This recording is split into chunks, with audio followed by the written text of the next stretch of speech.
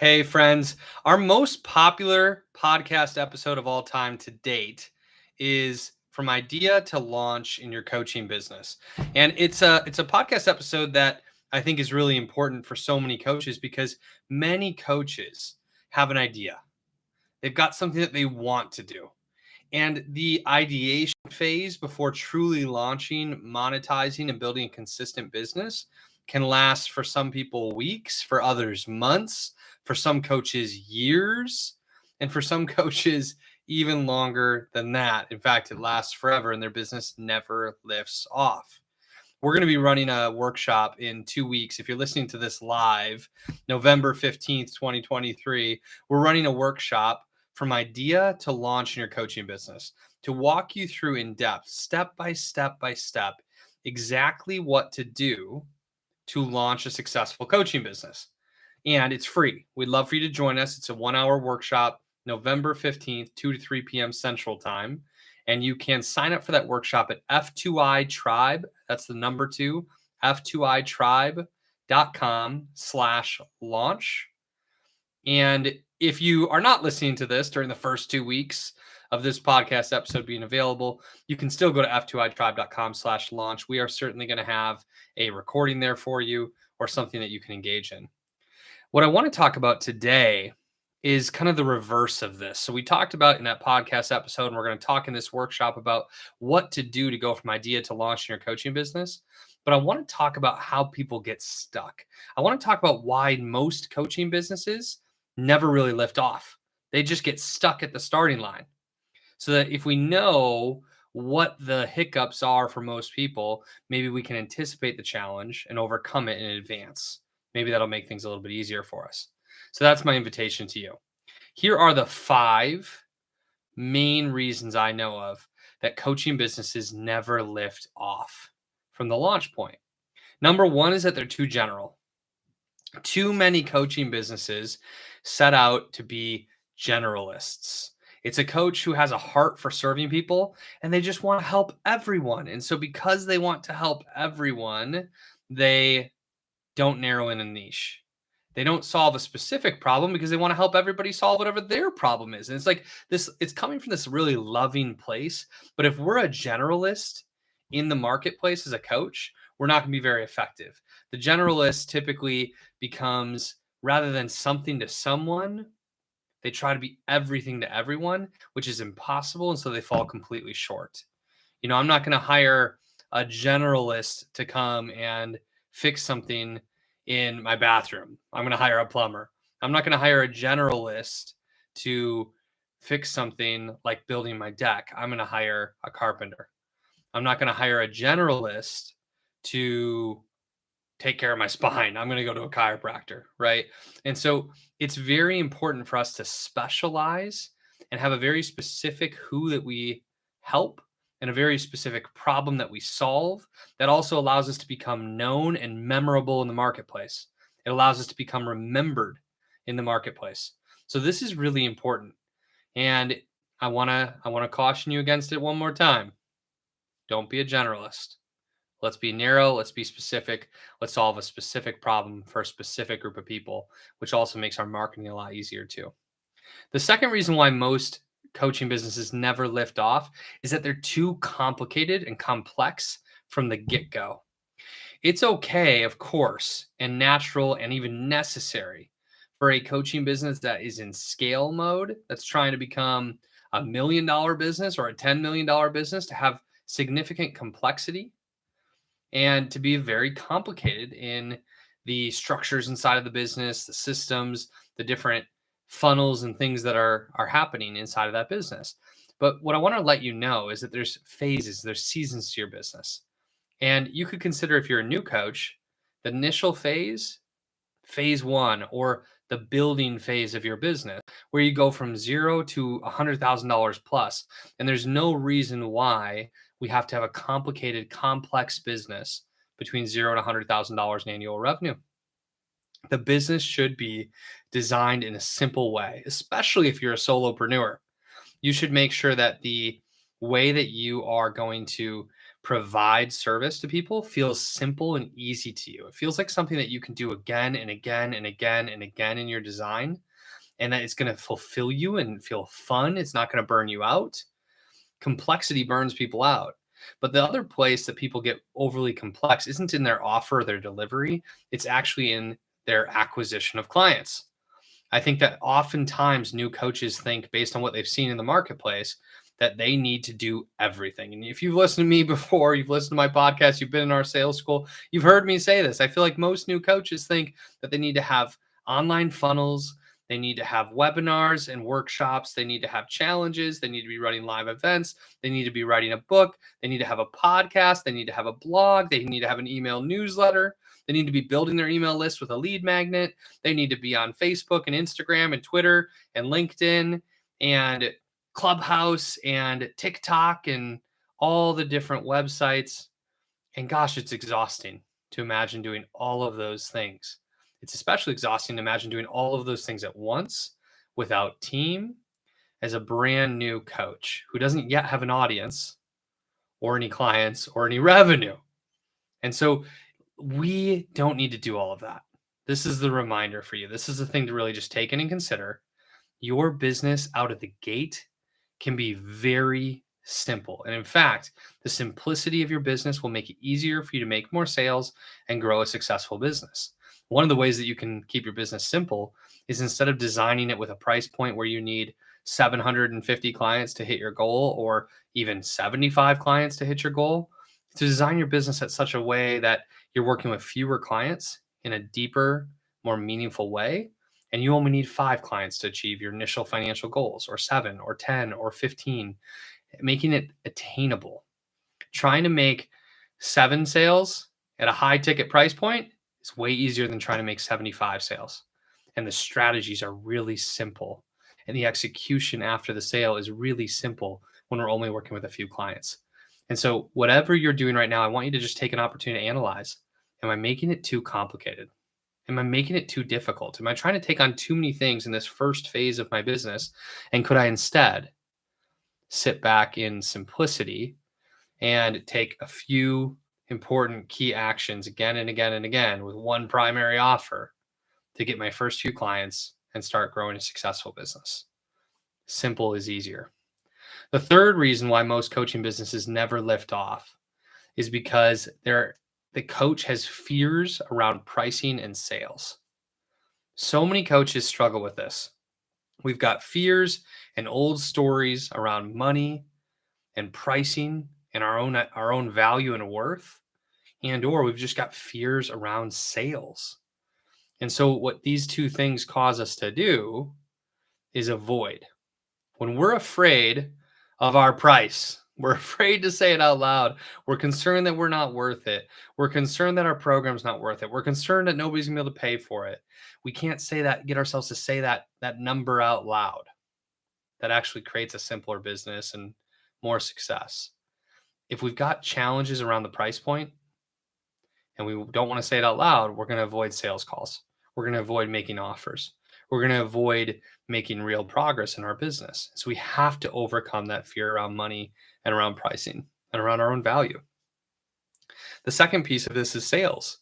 Just the same, if we fear sales, if we think that we're not a good salesperson, or we're not cut out for this, or sales is icky or bad or sleazy or pushy or manipulative, or in some way something that we don't want to be, what are we going to do? We're going to avoid sales. We're going to avoid sales. We're not going to get in those conversations. We're not going to make offers.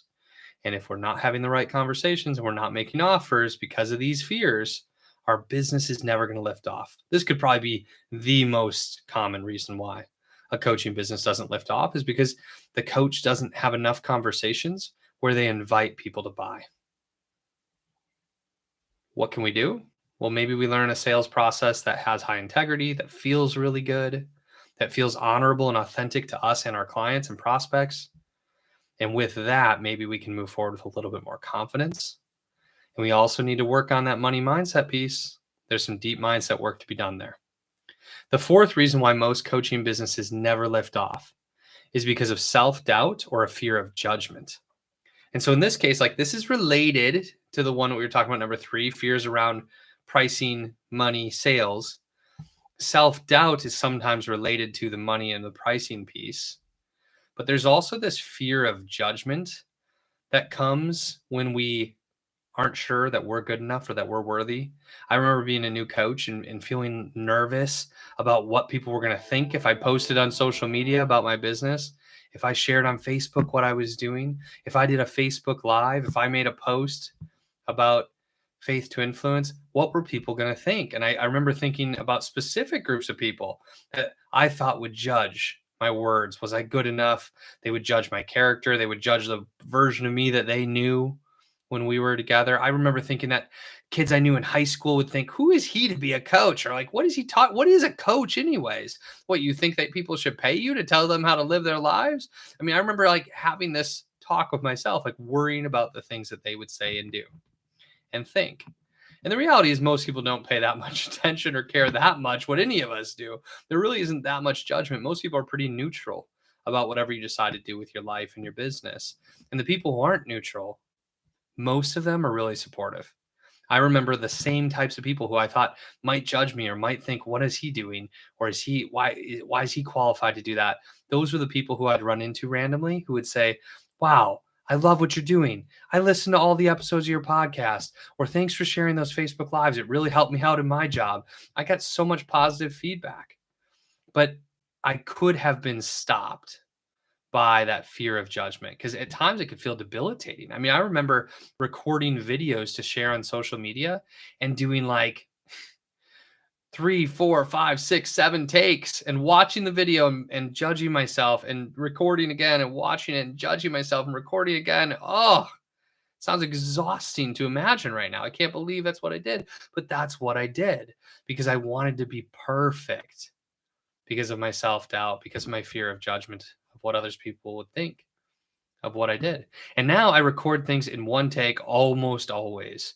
This podcast is recorded in one take. I'm going to make mistakes. I'm going to stumble over my words. But what I am going to do again and again and again is be authentic and be me. And I know that that's going to attract my audience, my tribe. I don't need everyone to like me. I don't need everyone to love me. I don't need everyone to listen or care at all about what I'm doing or what I'm talking about.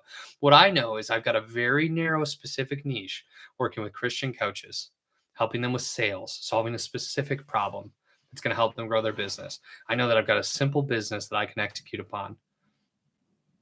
And what I know is if I show up authentically again and again, and I let go of any fear, I let go of self-judgment or concern about judgment from others, and I just show up as me, I'm going to attract my tribe, my Christian coaches who want to solve these problems, who like the way I communicate, the way I show up, and just resonate with me and my message.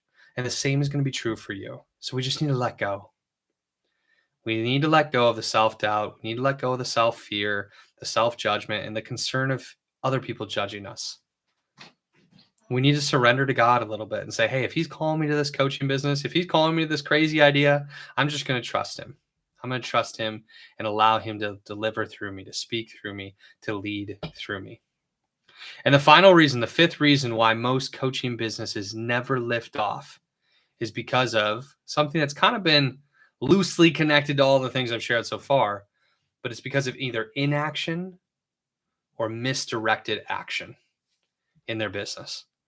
Most coaching business ultimately fail because of inaction, because the people do let the fears, the doubts, the complicated marketplace of strategies, and like the lack of direction from being a generalist, like they allow these first four to call them into inaction, and they want to be perfect. And so because they're waiting to be perfect and then show up on social media, they're waiting to be perfect and then have a sales call, they're waiting to be perfect and then invite somebody to a Zoom coffee, they never do it.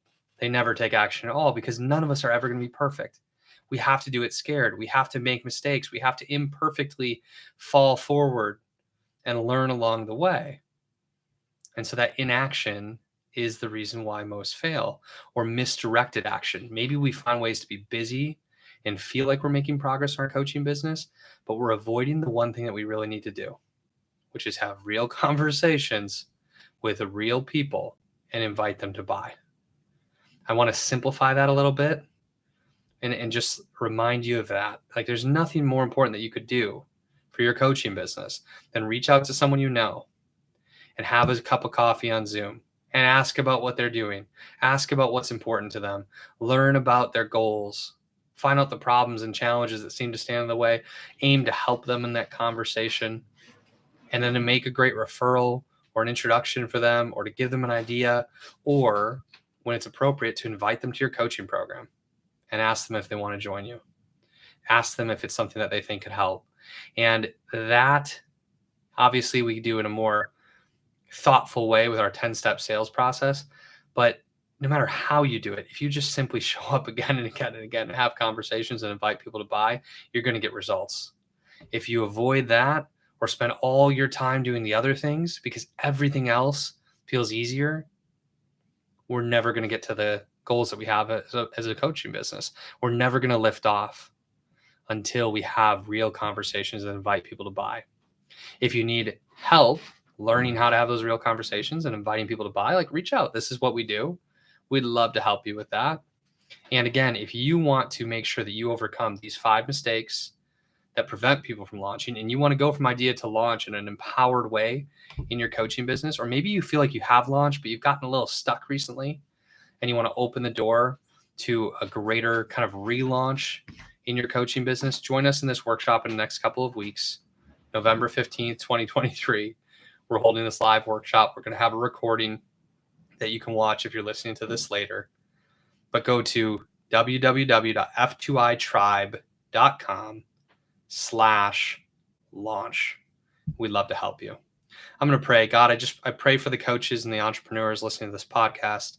I pray for their businesses, God. I pray for their self-image and their courage, God. I pray that they just see themselves the way you see them, that you just give them just a little bit extra boldness, a little bit extra courage, a little bit extra willingness, a little bit extra surrender as they pursue launching and growing their businesses. God, I pray for the right relationships, the right opportunities, the right doors to open.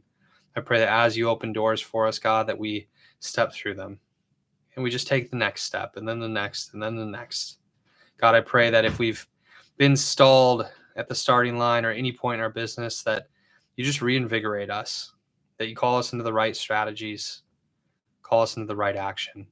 Help us to grow our businesses, God, so that we can be impactful to the marketplace, to our clients, to our families, to our communities, to our churches. God, I pray that you bless us financially, and that as you bless us financially, that we tithe, that we give generously, that we help our neighbors, and we just be an army for good in your kingdom.